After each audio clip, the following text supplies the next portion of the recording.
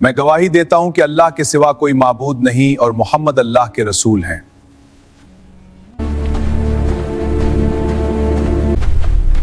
कहां जा रहे हो? मैं मोहम्मद को कत्ल करने जा रहा हूं। पहले अपने घर की फिक्र करो। इसका क्या मतलब है? ये कैसी आवाज थी जो मैंने सुनी? तुम्हारी अपनी बहन और बहनोई इस्लाम कबूल कर चुके हैं।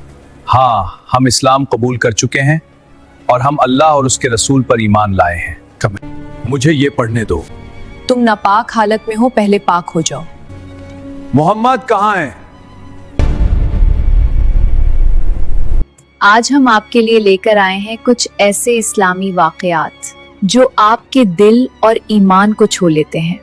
तो कहानी शुरू करने से पहले सब्सक्राइब करें, वीडियो को लाइक करें और दोस्तों के साथ शेयर करना ना भूलें। चलिए शुरू करते हैं सिर्फ डेली नाइट स्टोरी पर। मक्का की तपती हुई सरजमीन, एक ऐसा शहर जहां इस्लाम का नाम लेना भी खतरे से खाली ना था, जहां एक ताकतवर शख्स का नाम सुनकर लोग कांप उठते थे। ये शख्स था उमर इब्न अल-खत्ताब। वो कुरैश के मजबूत तरीन आदमियों में शुमार होता था, सख्त मिजाज, बेखौफ और इस्लाम का सख्त मुखालिफ। इस्लाम मक्का में फैल रहा था और कुरैश के सरदारों के लिए ये एक बहुत बड़ी परेशानी बन चुका था। उनके नज़दीक इस नई दावत का मरकज एक ही शख्सियत थी, अल्लाह के रसूल मोहम्मद। एक दिन गुस्से में भरे हुए उमर इब्न अल-खत्ताब ने फैसला कर लिया कि वो इस दावत को हमेशा के लिए ख़त्म कर देंगे।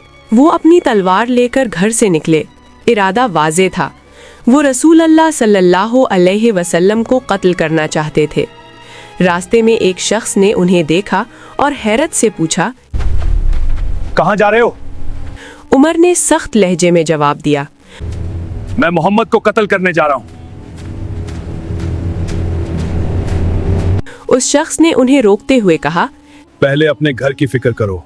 उमर हैरान रह गए। उन्होंने पूछा, इसका क्या मतलब है? उस शख्स ने बताया, तुम्हारी अपनी बहन और बहनोई इस्लाम कबूल कर चुके हैं। ये सुनकर उमर का गुस्सा मजीद बढ़ गया। वो फौरन अपनी बहन के घर की तरफ चल पड़े। घर के अंदर उस वक्त कुरान की तिलावत हो रही थी। ये आयत थीं जो बाद में सूरह ताहा का हिस्सा बनी। जैसे ही उमर दरवाजे के करीब पहुंचे, अंदर मौजूद लोगों को उनके आने का एहसास हो गया। कुरान का सहीफा जल्दी से छुपा दिया गया। दरवाज़ा खुला और उमर अंदर दाखिल हुए। उन्होंने गुस्से में पूछा, ये कैसी आवाज थी जो मैंने सुनी? उनके बहनोई ने सच छुपाने की कोशिश की, लेकिन उमर को शक हो चुका था। गुस्से में आकर उन्होंने अपने बहनोई को मारा और जब उनकी बहन दरमियान में आई तो वो भी जख्मी हो गई। उनके चेहरे से खून बहने लगा, लेकिन उसी लम्हे उनकी बहन ने एक ऐसा जुमला कहा जिसने तारीख बदल दी। उन्होंने कहा, हाँ, हम इस्लाम कबूल कर चुके हैं और हम अल्लाह और उसके रसूल पर ईमान लाए हैं।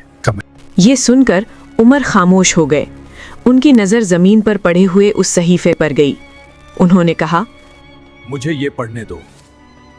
उनकी बहन ने कहा, तुम नापाक हालत में हो, पहले पाक हो जाओ। उमर ने खुद को पाक किया, फिर वो सहीफा अपने हाथ में लिया। इसमें लिखा था, बेशक मैं ही अल्लाह हूँ, मेरे सिवा कोई माबूद नहीं, बस मेरी इबादत करो।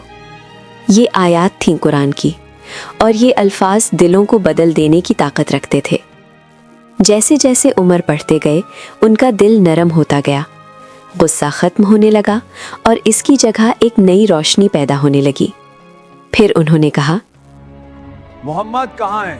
उन्हें बताया गया कि रसूल अल्लाह सल्लल्लाहु अलैहि वसल्लम इस वक्त दारे अरकम में हैं। उमर फौरन वहाँ की तरफ रवाना हो गए। जब वो दारे अरकम के दरवाजे पर पहुँचे, उनके हाथ में अभी भी तलवार थी। अंदर मौजूद सहाबा परेशान हो गए, लेकिन रसूल अल्लाह सल्लल्लाहु अलैहि वसल्लम ने उन्हें अंदर आने की इजाज़त दी। उमर अंदर आए, रसूल अल्लाह सल्लल्लाहु अलैहि वसल्लम के सामने खड़े हो गए। फिर वो लम्हा आया जिसने तारीख बदल दी। उमर बिन खत्ताब ने ऐलान किया, मैं गवाही देता हूँ कि अल्लाह के सिवा कोई माबूद नहीं और मोहम्मद अल्लाह के रसूल हैं। ये अल्फाज सुनकर दारे अरकम में मौजूद सहाबा खुशी से तकबीर बुलंद करने लगे। उस दिन इस्लाम को एक नई ताकत मिली।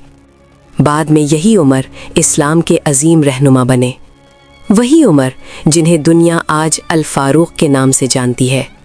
वो शख्स जो हक और बातिल के दरमियान फ़र्क करने वाला था। ان کی زندگی ہمیں ایک عظیم سبق دیتی ہے، ہدایت صرف اللہ کے ہاتھ میں ہے۔